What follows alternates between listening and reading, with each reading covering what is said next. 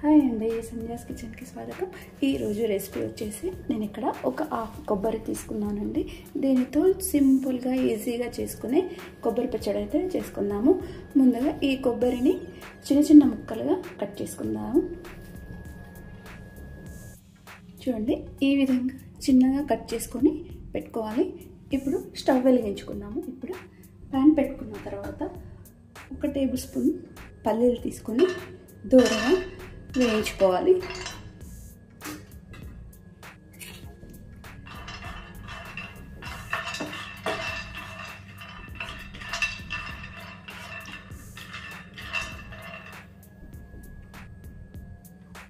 చూడండి, మనం లో ఫ్లేమ్ మీద వేయించుకున్నాం కదా, చాలా బాగా వేగాయి.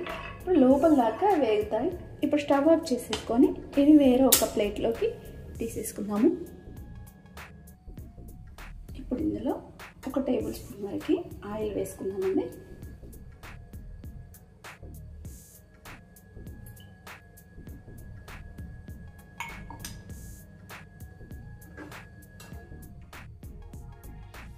అలాగే ఇందులో 1 టేబుల్ స్పూన్ వరకు ధనియాలు, అలాగే 1 టీ స్పూన్ జీలకర్ర,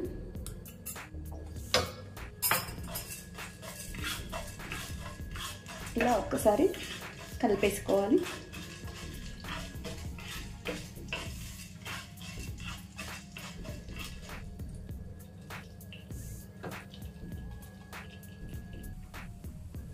ఇవి కాస్త వేగాయి కదా, ఇప్పుడు ఇందులోనే ఒక 6 వరకు పచ్చిమిర్చి నేను తీసుకుంటున్నాను.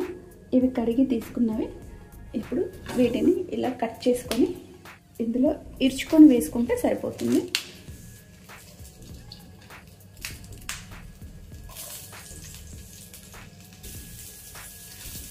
అలాగే ఇప్పుడు ఒక 5-6 ఎండుమిర్చి కూడా తీసుకున్నాము. ఇవి కూడా ఇందులో వేసేసుకున్నాము. ఇవి రెండు కూడా లో ఫ్లేమ్ మీద పెట్టి వేయించుకోవాలి.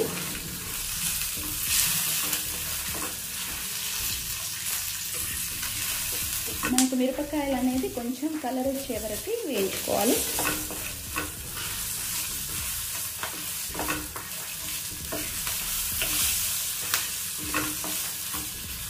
చూడండి, మిర్చి కొంచెం అక్కడక్కడ తెల్లగా కలర్ వచ్చేసాయి కదా.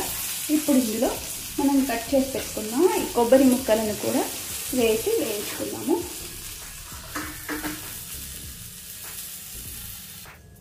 కొబ్బరి ముక్కలు వేసుకున్న తర్వాత కొంచెం కరివేపాకు. ఈ కొబ్బరి ముక్కలు వేసుకున్న తర్వాత ఒక 2 నిమిషాల వరకు వేయించుకుంటే సరిపోతుంది. ఎక్కువగా వేయించుకోవాల్సిన అవసరం లేదు. లో ఫ్లేమ్ మీదనే ఒక 2 నిమిషాలు వీటిని వేయించుకోవాలి.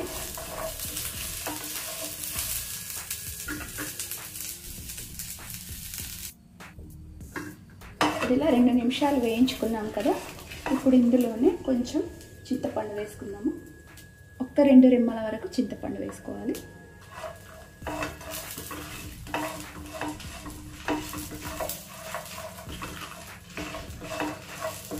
ఇలా అంతా ఒకసారి కలిపేసుకోవాలి. ఇప్పుడు ఇందులో ఒక 1/2 స్పూన్ వరకు పసుపు వేసుకుందాము. పసుపు వేసుకొని ఒకసారి కలిపేసుకుందాము.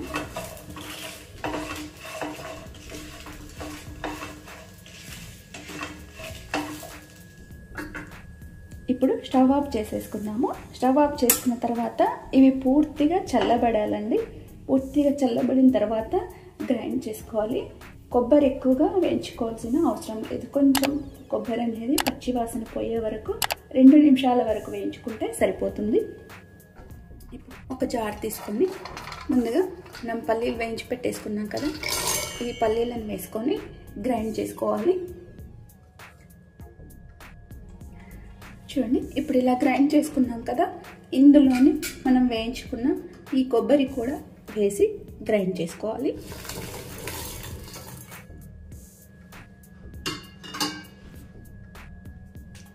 ఇప్పుడు ఇందులో ఒక 4-5 వెల్లుల్లిపాయలు ఇలా పొట్టు తీసుకొని వేసుకొని తర్వాత ఇందులో 1 టీ స్పూన్ వరకు నేను ఉప్పు వేస్తున్నాను. ఇక్కడ దొడ్డుప్పు వేస్తున్నాను. రుచికి సరిపడినంతగా వేసుకోవాలి. 1 టీ స్పూన్ వేస్తే సరిపోతుంది. ఇప్పుడు ఇందులోనే కొన్ని వాటర్ వేసుకుందాము. ఒక పావు కప్పు వరకు వాటర్ వేసుకొని గ్రైండ్ చేసుకుందాము. ఎక్కువగా వేసుకోవాల్సిన అవసరం లేదు. చూడండి, ఈ విధంగా మనం గ్రైండ్ చేసుకోవాలి. ఇప్పుడు గ్రైండ్ చేసుకున్న తర్వాత కొంచెం టేస్ట్ చూస్తే ఉప్పు పడుతుంది అనుకుంటే వేసుకొని గ్రైండ్ చేసుకోవచ్చు. ఇప్పుడు మనం దీన్ని తాలింపు వేసుకుందాము. ఇప్పుడు ప్యాన్ పెట్టుకున్న తర్వాత ఒక 2 టేబుల్ స్పూన్ల వరకు ఆయిల్ వేసుకుందాము.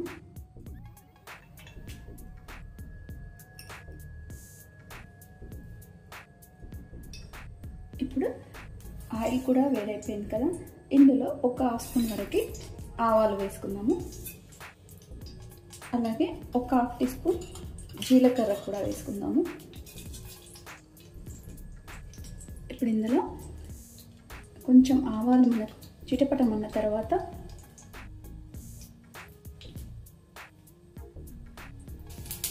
ఇప్పుడు ఇందులో 1 టీ స్పూన్ వరకు మినప్పప్పు, అలాగే 1 టీ స్పూన్ వరకు శనగపప్పు కూడా వేసుకుందాము. ఇదంతా ఒకసారి కలిపేసుకుందాం. ఇలా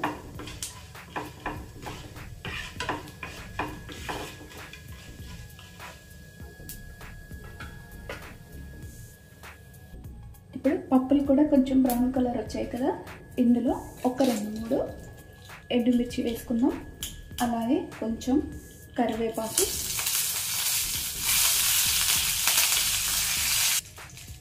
ఇప్పుడు ఇందులోనే కొంచెం ఒక 1/2 స్పూన్ వరకు పసుపు వేసుకుందాము.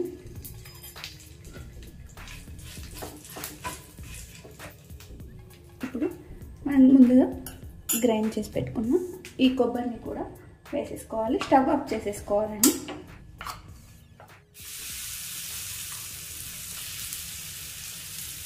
ఇప్పుడు ఇదంతా కూడా ఒకసారి కలిపేసుకున్నాము.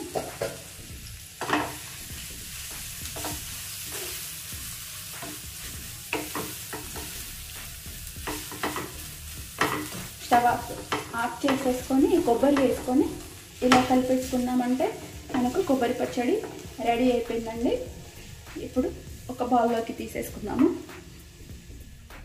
ఇప్పుడు ఈ పచ్చడిని మనం గిన్నెలోకి తీసుకుంటే కొబ్బరి పచ్చడి రెడీ అయిపోయిందండి. వేడి వేడి అన్నంలోకి చాలా బాగుంటుంది.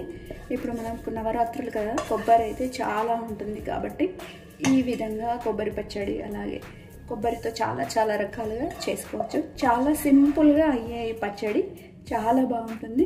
కొంచెం అన్నంలోకి నెయ్యి వేసుకొని తింటే చాలా బాగుంటుంది. మీరు కూడా ఈ రెసిపీని తప్పకుండా ట్రై చేయండి. అలాగే లైక్ చేయండి, షేర్ చేయండి, నా ఛానల్ సబ్స్క్రైబ్ చేయండి. Thanks for watching.